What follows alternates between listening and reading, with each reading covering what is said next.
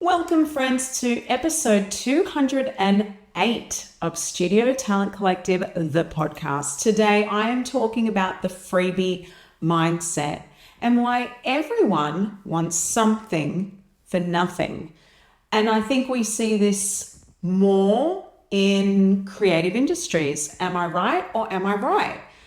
Something happened today in a particular Facebook chat group, and it got me thinking that this is a very important topic because as someone who, has been an artist for over 2 decades, ran a studio for over a decade, and, is a talent agent, more often than not, we've seen people come through expecting services for free. I'm going to talk about that, and I'm not just going to talk about, we're going to talk about my experience in this space. I'm going to give you a very funny story too.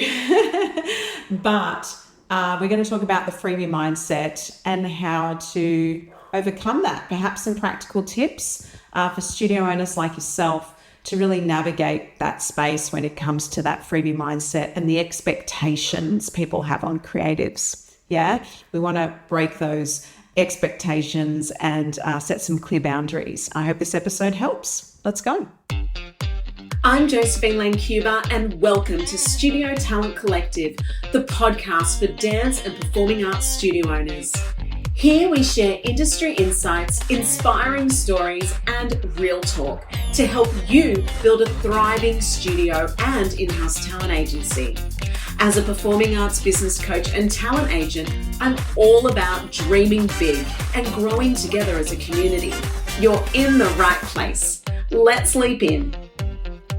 Welcome to the show. Today we are talking about the freebie mindset and why everyone wants something for nothing. Now, I hate sometimes throwing around the word everyone, because it's obviously not everyone. It's just a handful of people that may have these expectations, but sometimes it feels like those squeaky wheels are the ones getting the grease, right? They're the ones making the most noise and the ones that can be infuriating. Now, this can present in so many ways in your business. It could be that people expect you to invest extra time in their child, or go to competitions for free, or do classes for term upon term without payment up front, or perhaps, they expect that they don't need to pay extra than the ticket price, the wholesale price on that costume, because that's what it costs at the store. Yeah, but what about your time and effort and work and expertise that went into, curating those costumes lists and etc. Like, there's so many examples of this, right?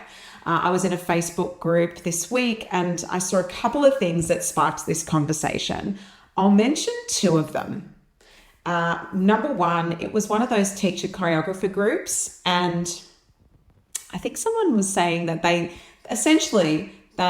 were owed money from the studio owner who didn't pay them for their choreography work. Now, I think the bill racked up to about $6,000, which is quite an amount, right?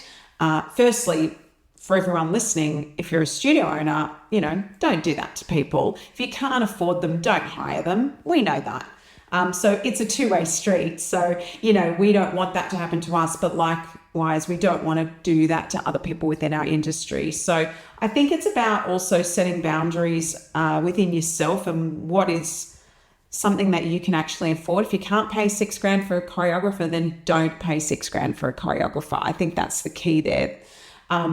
But also, if you're the choreographer, don't rack up a bill for $6,000. One of the lessons I actually teach my kids is don't lend more than you're willing to lose, honestly.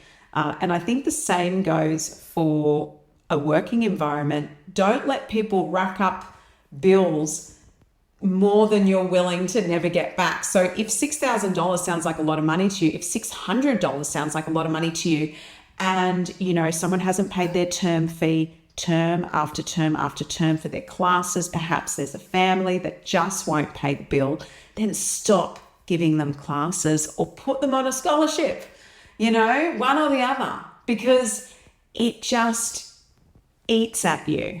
And it eats at your confidence and your self-worth. It's not worth it. So I think, yeah, sure, everyone wants something for nothing. Yeah. And it could be in the way of your time. So funny. I'm watching Dance Mums again. My daughter's into it. I probably shouldn't let her watch it. It's such a horrific show. I remembered it from I don't know, was it 15 years ago or something? But I remember it from so many years ago. And I remember it being one of those terrible examples of how to run a studio business and how to teach children. But seeing it again a decade later because of my daughter, and she's obsessed with it. She's 10. She's obsessed with it. We do have her on a children's profile on Disney, so Disney streaming. So it means that any episodes that are M-rated, and I didn't even know that there were M-rated shows, M-rated episodes of Dance Moms. Any M-rated episodes, she actually is blocked from and she can't view. And it makes me curious of holy moly, what was in that M-rated episode? Because it's pretty disgusting, the behavior. But it did make me think, because whether you loved Abby Lee Miller or not, the expectation of those parents on her, regardless of her teaching methods, the expectation that she had to be at every competition, she had to spend all of her time with those kids. She had another business to run. And it's interesting watching it back now, because as someone who's been a business owner, for a very long time, well over a decade, I feel like I've been running businesses, whether it be one style or another, for 2 decades now. But when I look back at that and I think, geez, she doesn't have to be at the competition. She doesn't have to be in the room with your child every step of the way. Sometimes she'd organize another choreographer to come in and work with the kids instead of her because she's busy. I think the week before she goes to jail, this is the best part, and I swear I'm going to talk about other things, but this episode really got me. The week before she ends up going to jail for bankruptcy, for financial fraud, something to do with banking fraud or something like taxation fraud or something like that. The week before she goes to jail, she goes on she's going to Europe and doing some trips around some speaking gigs or whatever, appearances. And she's going on a European trip and blah, blah, blah with her boyfriend or something like that. And they are I can't believe she's not spending time with us. This is her last week before she may end up in jail. And she's, gallivanting, making money with her boyfriend. And I'm thinking, yeah, she's not going to sit in the studio and hang out with you. The expectation, she's about to go to jail for goodness knows how long. And they're I can't believe she's not spending her every waking moment before she goes to jail with us. And it just reminds me, this is studio mums on steroids, but it just reminds me and makes me think of geez, give this woman, this horrific woman, a break, And I guess this is the thing. When you're in a community space like this, people expect so much from you and they get to know you as a person. So it's almost like they think sometimes that you're their friend. Do not mistake team and parents as your friends, because as soon as something changes, the money dries out, you got to reduce hours for the staff member, they don't get the class they want, you can't provide the solo for that parent. As soon as that happens, they are not your friend anymore. I promise you this. And I learned that the hard way too. I think, you look after your team is the backbone of your business. The community and the families are very important. And, you want to treat your people and your community like rock stars, but be respectful of your own boundaries and time. And I think that is a key element. I bring this story up again because this was that second story. So that first story was that $6,000 choreographer that wasn't getting paid. And it's been a year, by the way, since she did the work. So I want to say that that's a long time. But also I was in another Facebook group, and it was one of those Sydney audition acting groups. And someone was like, oh, I'm going to an agent and they want to charge me, a couple of $100 for a photo shoot. And I did get some photos done recently. Like, is that reasonable? And then they've even offered like a half price deal or something where you get the photos for like $100 or $120, and the remaining $100 on that photo shoot is then reimbursed. If you can't pay up front, is then later reimbursed when you book your first gig, like as in deducted from your first gig. And I just thought, well, that's fair. Do you know that talent agencies, we need photos to best represent talent? I think it's crazy that people aren't willing to invest $100 to $200 in a photo shoot for their child to be represented. And if they're not willing to invest that, and I'm not saying joining fees, I don't believe in joining fees for an agency. No, I'm talking about the tools you need to get the gig, which is the photos. It's totally fair and reasonable to say, we're going to do a photo shoot for a couple of $100. And then all these actors are in the comments going, red flag, avoid. Yeah, great. How far has your career gone? I bet you don't invest a cent into what you do. And so people expect everyone to work for free.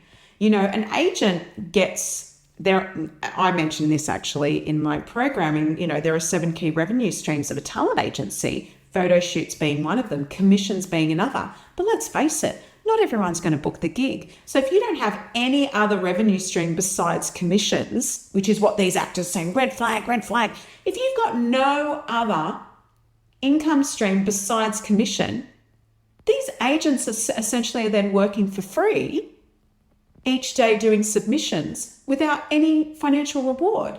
How do you expect a talent agency or anyone to sustain the business or be motivated for you? It's ludicrous. I think the expectation in our industry is ridiculous, especially in Australia, I got to say. The Australian market, red flag, oh my gosh, they're charging you for a photo shoot to be represented, or red flag, you got to pay extra on your costume, or red flag, we're doing an extra workshop to be in the competition group and they're going to charge you for that. Heck yeah, we're going to charge you for that. Heck yeah. I just think it's crazy. So here's some advice. I've got some practical tips for you, my performing arts studio friends, to help you navigate the freebie mindset, because it's going to happen. Funny story before I give you these practical tips. I've said this story before actually many moons ago, but I'll never forget it when a woman who was a parent in my studio at the time, this was many years ago, came up to the front desk and said that they were overdue on their fees. She said, oh, I'm so sorry, Jo, can't afford to pay you. We've just gotten back from Bali and I bought a brand new Mustang. Do you want to check it out? It's out the front. So they were telling me they couldn't afford their $200-something fees because they'd just come back from a Bali trip and they just bought a Mustang. And I use this story because it's a real story, but also as an example of those moments where you go, this isn't good enough. And, and the only person to blame in that situation was myself, because I didn't set clear boundaries and I didn't have value within myself. And this was very early days when I started my studio, in that first couple of years.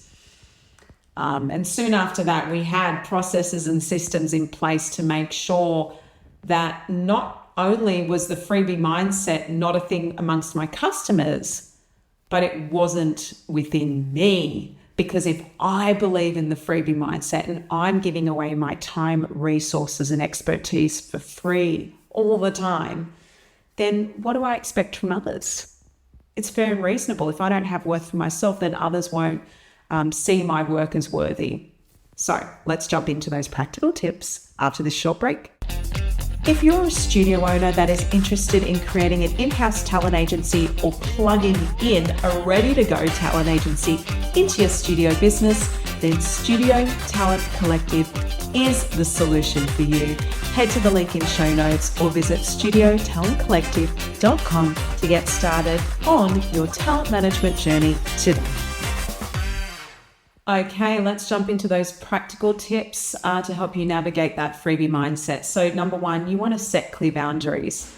So you want to clearly communicate your rates, your policies, and what is and isn't complimentary from the outset. So if you're not willing to attend all the competitions, don't be afraid to say no when parents are asking you to do so. If you're not, available to do particular sessions or take those phone calls after 5 p.m. or whatever, or, you just lay it out from the forefront. If you do a markup on your costumes, so what? That's your policy. That's how you operate. Done.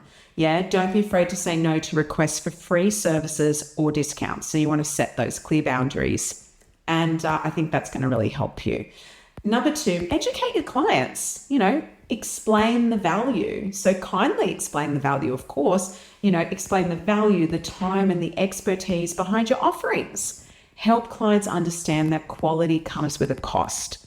Your time, your expertise, and the quality that you provide comes at a cost. So you want to educate your clients. Number 3, offer value, not discounts. So we can fall into the trap of discounting all the things. Now, sometimes a discount might be a great idea. You might have a promotion or a special on, and that makes sense. You might be moving some old merchandise stock and you're getting rid of it at your end of financial year sale. That all makes sense. But we don't want to fall into the habit of discounts. Sometimes I've spoken to studio owners through coaching calls where they've got these tiered discount models for multiple classes and multiple siblings, etc. And I think that's all fine to a certain extent, but 2 kids in a studio, I don't think that warrants a discount. So it's all about really offering value and not discounts. So instead of giving away your services for free, find ways to add value, such as free resources or previews, without undermining your studio's worth. Okay.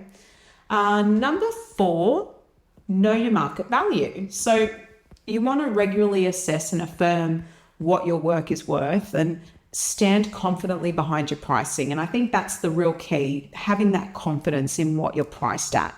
And don't be pressured by sob stories or comparisons. Yeah. So we don't want to be pressured by someone saying, I just got back from Bali and I've spent all my money on holidays and I just bought a new Mustang out the front and I'm totally broke. Okay, that's not a sob story I'm willing to buy, but you're going to get them all, and we can fall into the trap. We can really fall into the trap. So know your market value. I think that's a really key point there. Number 5 is create written policies. So, what do your terms and conditions look like, your T's and C's? Do you have T's and C's? Have a written policy about free or discounted work or what's included in their membership or their enrollment or whatever. This gives you something to refer to when you're challenged and keeps your standards consistent. So you will be challenged along the way. That is the way it goes. Like I said, there's always someone who wants something for nothing, right? It's just the way it goes. But when you've got it in a policy, you can fall back on that policy and say, look, please refer to point 3 of our terms and conditions, which was given to you upon enrollment. As you can see, we do have a markup here, or we do charge for those extra rehearsals. Or yes, the concert tickets aren't free. Doesn't just come along with have you ever got that complaint? That they had to buy tickets to the show and that's just not included in their term fees, in their tuition? Crazy town, right? Again, there's not everyone wants something for nothing, but there are definitely some people that want something for nothing. So just knowing that those written policies are really going to help you. Okay, so now we're up to number 6, celebrate professionalism. Yeah. Now, I know that sounds like an odd practical tip, but you want to share stories with your audience, yeah, about how, creating the work sustains the industry and it benefits everyone in the long run. So, for example, that talent agent charging for a photo shoot, not a joining fee, a really reasonable priced photo shoot, by the way, not a couple of grand, a couple of $100. That's totally fine. And if you share stories with your audience, about, I'm using the photo shoot as an example, those headshots and what they look like and the jobs that people are getting and all of those things, and how, this is an essential tool to gaining traction in the industry, for example, with the headshot photos. then that's a win-win for everyone. Not only do you get to keep these beautiful photos and have them, but we get to use them and use them to gain traction for you as an artist. And, it all flows from there. So celebrate that professionalism and really share those stories with your audience. And finally, we're up to point 7. Let me check. 1, 2, 3, 4, 5, 6. Number 7, support your team. So train your staff to handle the freebie requests with empathy but firmness, so everyone gives the same consistent message. Now, if your team is not in charge of anything to do with pricing, financials, or any of the above, that's okay. Make that clear too, that they're not to have those conversations, but they can refer the people to this person in the team. Always have a reference point. If the team isn't the people that are meant to be, sharing that information or giving support when it comes to money, cost, tuition, freebies, discounts, all the things, inclusions, then they need to be trained, if not how to handle those requests, at least be trained in who to refer those requests to. Everybody needs to have the same consistent message. It's really important that your team actually understands that, because if your team is aligned to your value proposition and your value message, then we're all a happy family and the message is consistent. The last thing you need is for one of your team members to go, like if let's say a parent comes up to them and says, look, I actually saw that costume was $80 online, but you guys are charging $95. I'm really unhappy with that. And then if they know the value proposition, go, oh yes, we do have, a percentage markup on costumes because our team goes out and sources them, curates them, purchases them, and then does the distribution. So it's a really reasonable markup for that costume. Yeah, absolutely. They are $95. Yeah, absolutely, friends.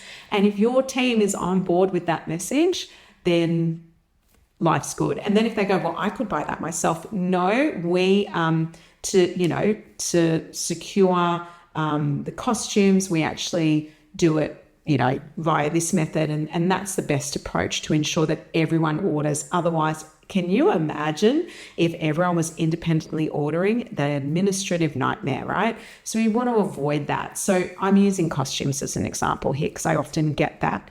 That's often mentioned, I suppose. But yeah, at the end of the day, never give away more than you're willing to lose, right? Like I said, that's the message I teach my kids. My daughter actually recently loaned a friend $15. And she's like, oh, that's okay. She's really good with money. She's going to give it back. Well, I'll tell you now, it's been a week and a half and the kid hasn't given her money back. And me and my husband talked about it. We thought, should we approach the parent and let them know that their child borrowed $15 off my child? But they were like, you know what? This is a lesson for my daughter. If you don't want to lose your $15, like we hope that people do the right thing. But no, whenever we loan money or we give something away for free, we often may not get it back.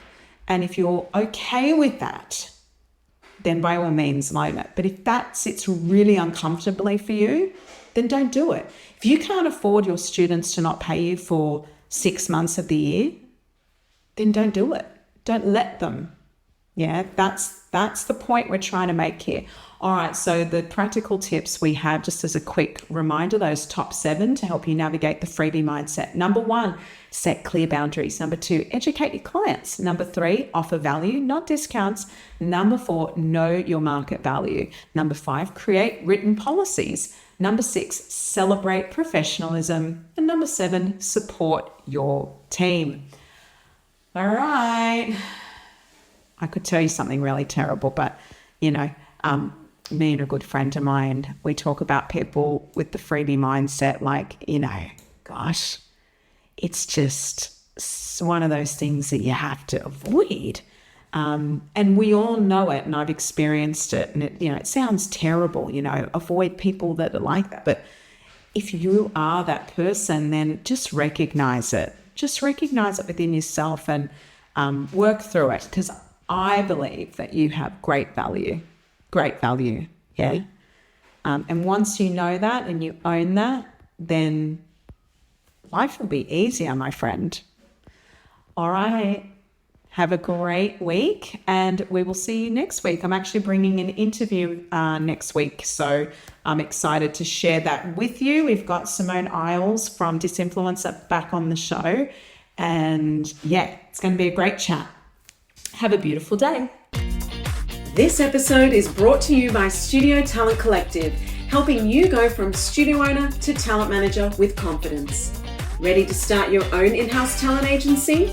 Connect with me at josephinelancuba.com or via the links in the show notes.